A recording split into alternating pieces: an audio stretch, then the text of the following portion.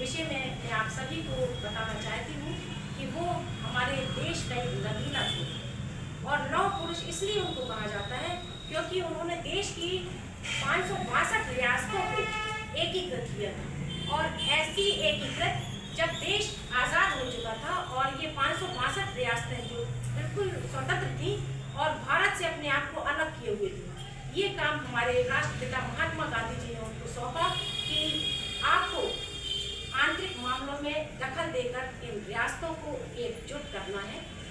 तो उन्होंने इस कार्य को, गांधी जी को चूँकि वो बहुत मानते थे और उन्हीं के अनुसार कार्य करते थे, उनकी योजनाओं से, उनके द्वारा देश के प्रति समर्पण की भावना से वो बहुत प्रभावित थे।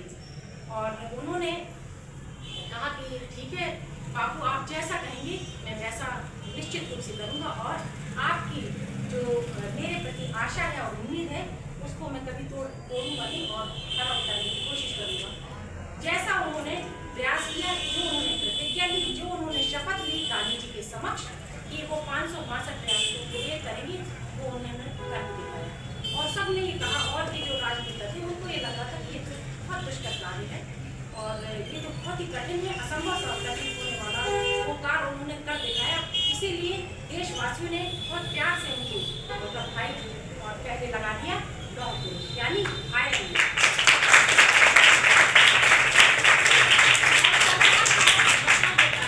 सरदार का मतलब होता है नेतृत्व, मुखिया, प्रमुख जिसको कहते हैं। तो उनको सरदार इसीलिए कहा जाता है क्योंकि उनके अंदर नेतृत्व क्षमता बहुत थी। साथ ही वो इतने परोपकारी और इंसानियत को ऊपर रखने वाले व्यक्ति थे। उनके विषय में मैं एक प्रसंग बताना चाहती हूँ। एक बहुत बड़े वकील थे। एक बार वो जिरह कर रहे थे हाईकोर्ट में। उसी समय जिरह करते करते एक व्यक्ति आया और एक पर्चा उनको अंदर आ करके सौंपा। तो उन्होंने जिरह कर रहे थे, उन्होंने ऐसे देखा और उसको अपनी पॉकेट में रख दिया। बहुत अर्जेंट वो लेटर था, उन्होंने देखा उसको वापस पॉकेट में रख दिया। और जब वो जिरह खत्म हो गई तब फिर वो बाहर आए और जब पूछा गया कि उसमें क्या था, उनकी पत्नी का देहांत हो गया। और उनको ये खबर मिल गई थी। आप ये समझ लीजिए कि अगर कोई व्यक्ति कुछ काम कर रहा हो और ये पता चले कि उसका जीवन साथी हमेशा के लिए चला गया, चेहरे में कोई शिकन नहीं, और उन्होंने उस जो कार्य कर रहे थे वो करते रहे। और जब समाप्त हो गया इसके बाद वो उन्होंने अपनी परंपरा को लगाई। तो मैं ये कहना चाहती हूँ कि वो अपने लिए नहीं करती, अपने देश के लिए समर्पित थे। अपने लिए नहीं बल्कि अपनों के लिए एकजुट होने की भावना उनमें बहुत है। इसीलिए गांधी जी को याद है। और मैं एक चीज़ और कहना चाहती हूँ, एक चीज़ और कहना चाह रही हूँ कि 182 मीटर ऊंची प्रतिमा पूरे विश्व में हमारे वल्लभ भाई पटेल जी की है, और जो कि गुजरात के नाडियाड में स्थित है। और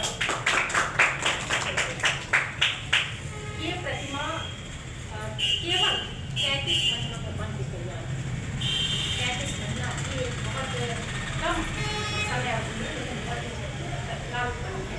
और साथ ही जो राष्ट्रीय एकता दिवस को मनाते हैं वो इनकी जन्म जयंती के उपलक्ष्य में 31 अक्टूबर 2018 में हमारे प्रधानमंत्री जी ने ये मनाने की शुरुआत की। और सारे देशवासी मनाते हैं बहुत ही गर्व के साथ, और हमें गर्व है